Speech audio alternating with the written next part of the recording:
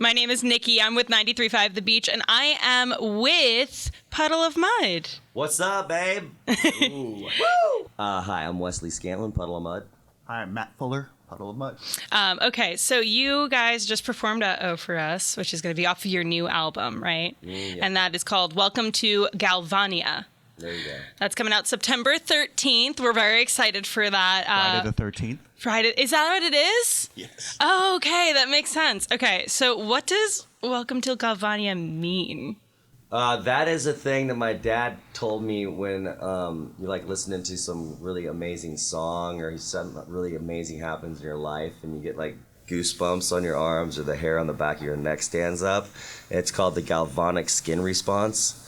And, it has, love, fear, emotional something, and, you get goosebumps, Oh, okay. That's basically it. What are you most excited for on this album? I'm just excited for all the fans to have some new music to just rock out to. Really, Yeah, it's been a minute. Yeah, we get to play some new songs on stage, too. That's going to be nice. Tonight? We'll play that song, and we got a couple other things we're going to probably rock out. Awesome. Yeah. Okay, so how long did it take you to pull this all together? Because it's been about a decade since we had the Puddle of Mudd full album. An original one. You did a cover album, I think, in 2012. Yeah, rediscovered. Rediscovered. And so have you been working on these songs for a whole decade, or has it been a more new process? These are just, hand-picked, few songs. There's a lot more that were have demoed and stuff. But yeah, it was a long work in progress. Yeah. Your single Uh-Oh, it's definitely a relatable experience. It's definitely something that you can hear and understand where you're coming from. Was that a personal experience, or was it more just exploring this mutual experience we all have of like, whoops? It's more of a mutual thing. I don't think I had two black eyes at one point. I guess it's usually the case though, and anybody goes to jail or whatever. I mean, it's just a song that anybody can relate to. I mean, we've all done stuff that the next morning been like, oh, Jesus, what did I do? You know, who do I need to call and apologize to and all that stuff, So, and it's catchy as hell. You can start singing it the really first time is. you hear it, too. I had it stuck in my head all morning, so that was... I mean, it was a good thing. Definitely a good thing to have stuck in your head all morning. Yeah. Okay, this is kind of a weird question. A lot of singers and bands... Oh, you gave each other a look. Have you gotten weird questions a lot? No, you just said something stuck in your head all morning. Oh, so you're excited? And we are weird. Swing. Swing. Okay, so singers and bands, they have weird habits a lot of the time, or superstitions or rituals that they do before they get on stage. Do you guys have that? I think we have two things that we do.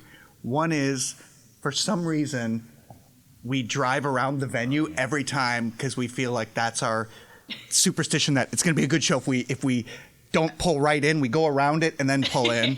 Yeah. Where did that start?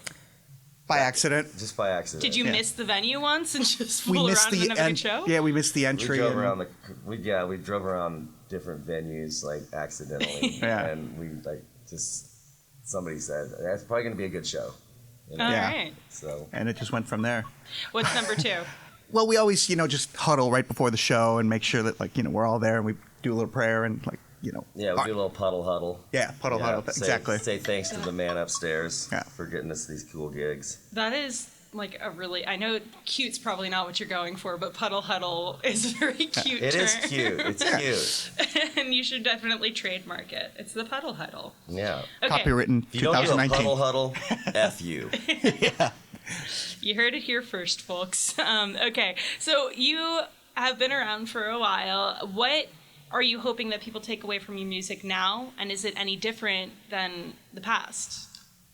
The message with music, I like to have a lot of optimistic, hope in the songs, and hopefully it will help people get through certain crunchy times in their life. That's kind of the way that it's been for a while. A lot of the songs really help people get through really disturbing parts of their lives. And that's really cool. We hope for that always. As long as it just, take someone away for 30 minutes or whatever, and they can just go to that place and just be in their own little nirvana, for lack of a better term. Yeah. That to me, that's what music should be about. Yeah. Just putting you in that happy place. Right. And I'm assuming Welcome to Galvania is going to be all about that, putting people in their happy place. Yeah, we hope to, definitely, recharge people's batteries, man. That's a good way to put it. Yeah. Recharging the battery. Yeah. Okay, so you got your show in Ocean City tonight. It's at Cowboy Coast. Totally excited. Can I get that again? Yeehaw! What can we expect? Are we getting, like the usual kind of stock, what we usually get with a Puddle of Mudd show, or maybe are we getting something new? Like, what can we expect? We're just gonna go rock our brains out. The hits and then some. The hits and then some. Yeah. Okay, so it's Nothing like a but the teaser. hits. Yeah. Okay, you've been touring with a lot of people in the past couple of years. Saving Abel, Fuel, I think, was in there. Saliva, Buck Cherry. There you go. We just played with Cheap Trick the other night. Great. Yeah, and Foghat. And Foghat. Yeah. Okay.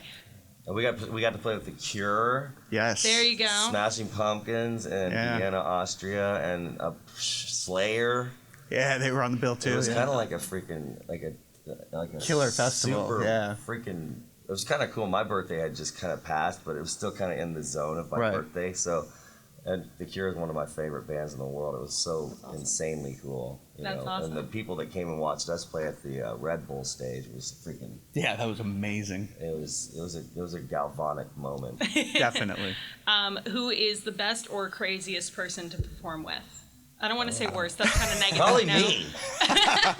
That's a good Back way. in the day, me, but now I'm boring. I guess maybe. No, I don't think you're boring. All right. We'll go mellow. Mellow? Yeah, Maybe? a little. Yeah, definitely more sober. But on stage, it's still going to be a balls out Electric. rock show, Yeah. She's asking us who the craziest band person They've all got their own things. Crazy doesn't have to be bad. Right. You know? Yeah. I meant not to be a Debbie Downer and whatever, but it was really cool to play with Pantera. It's really cool to play with Vinny and Dimebag, and they just had their cool ceremonial type cool shot throwing and just amazing music, and that was really. I'll never forget those days playing with those guys. God rest both of their souls. Pretty much all the bands we've played with have all been really cool. I'm gonna. Cheap Trick, dude. I gotta. This is one thing I just got to get out there. The other night when we played with Cheap Trick, here's how cool they are. Before the show, Rick Nielsen said, "Hey, why don't you get up and play Surrender with us?" I was like, "Are you kidding?" He goes, "No, absolutely.